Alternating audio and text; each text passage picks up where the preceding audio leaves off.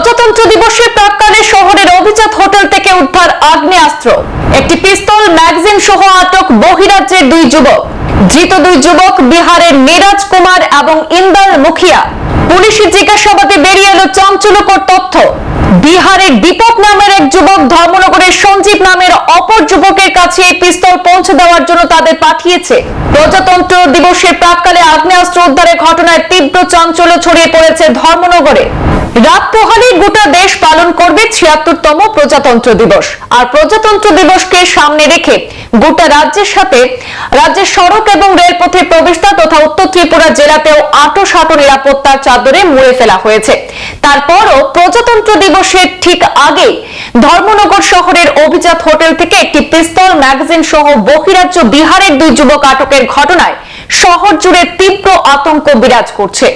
জানা গেছে, গোপন খবরের ভিত্তিতে গতকাল শুক্রবার গভীর রাতে district intelligence branch, SDPO Dharmanagar এবং ধর্মনগর থানা পুলিশের যৌথ অভিযানে ধর্মনগর শহরের রাজবাড়ি স্থিত অভিজাত হোটেল নর্থ কন্টিনেন্টালে অভিযান চালিয়ে হোটেলের ২৭ নম্বর কক্ষ থেকে একটি পিস্তল, একটি ম্যাগাজিন উদ্ধার করা হয়েছে।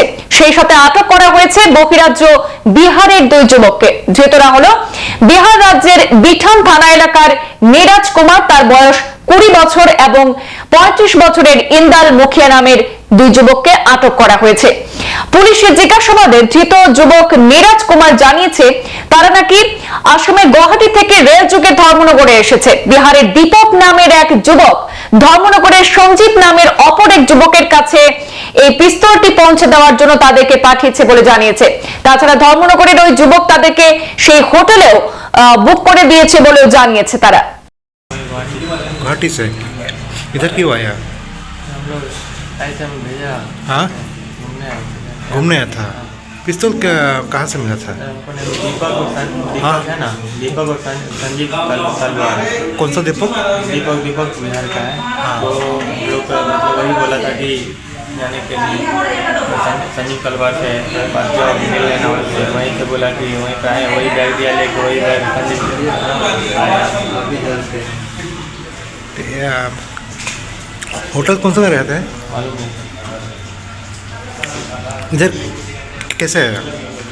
ट्रेन से। ट्रेन से होटल में कब आया? हम तो आज रात में आए। आज रात में कहाँ जाना पड़ेगा? यहीं से हम लोग सवेरे से रिटर्न होते हैं। हाँ हाँ, यहीं धर्मनगर से हम लोग रिटर्न होते हैं आज ही। धर्मनगर क्या काम है? सर हम लोग का काम नहीं, संजीव है ना। कौन सा संजीव? संजीव को हमको मालूम नहीं है, उसको नहीं पहचानते हैं, वो दीपक उसको पहचानता है। दीपक कौन है? बिहार का है। हैं? बिहार का है। क्या बोला? लोग संजीव से क्या मिल लेना और बैग दे देना। हाँ हाँ हाँ, बोला संजीव से मिल लेना, उसको बैग दे देना। अच्छा, तो वो आया क्या आज? कल आया क्या कल? और रात में वही ना, वही होटल बुक किया था। अच्छा, क्या नाम है आपका? नीरज। नीरज। एज कितना? 21। पिता का नाम? घर कहाँ से? बिहार। এমএমএ জেলা পুলিশ সুপার আইপিএস অবিনাশ রায় জানিয়েছেন, গোপন খবরের ভিত্তিতে এই অভিযান তারা চালিয়েছেন এবং সাফল্য লাভ করেছেন। তাতে উদ্ধার হয়েছে একটি পিস্তল এবং ম্যাগাজিন। এই কাণ্ডে আটক করা হয়েছে বিহার রাজ্যের নীরাজ কুমার এবং ইন্দাল মুখিয়াকে। ধৃতরা শুক্রবার রাত ১:৩০ নাগাদ রেল যোগে ধর্মনগর স্টেশনে নেমে হোটেলে উঠেছিল। সাথে ধৃতদের বিরুদ্ধে ধর্মনগর থানায় ৭ নম্বরের ভারতীয় ন্যায় সংহিতার ২৫, ২৭, ১১১ এবং পাসপোর্ট অ্যাক্টে মামলা রুজু করে তদন্ত শুরু করা হয়েছে। সাথে ধৃতদের শনিবার সকালে ধর্মনগর জেলা ও দায়রা আদালতে সোপর্দ করা হয়েছে। যদিও পুলিশ ধৃতদের জবানবন্দি অনুসারে তদন্ত এগোচ্ছে, তবে পুলিশি তদন্তেই বেরিয়ে আসতে পারে প্রজাতন্ত্র দিবসের প্রাক্কালে বহিরাজ্য থেকে ধর্মনগর শহরে আগ্নেয়াস্ত্র নিয়ে আসার আসল রহস্য। সাথে শহরের বুকে পিস্তল এবং ম্যাগাজিন উদ্ধারে শহর জুড়ে তীব্র আতঙ্ক বিরাজ করছে। नमस्कार।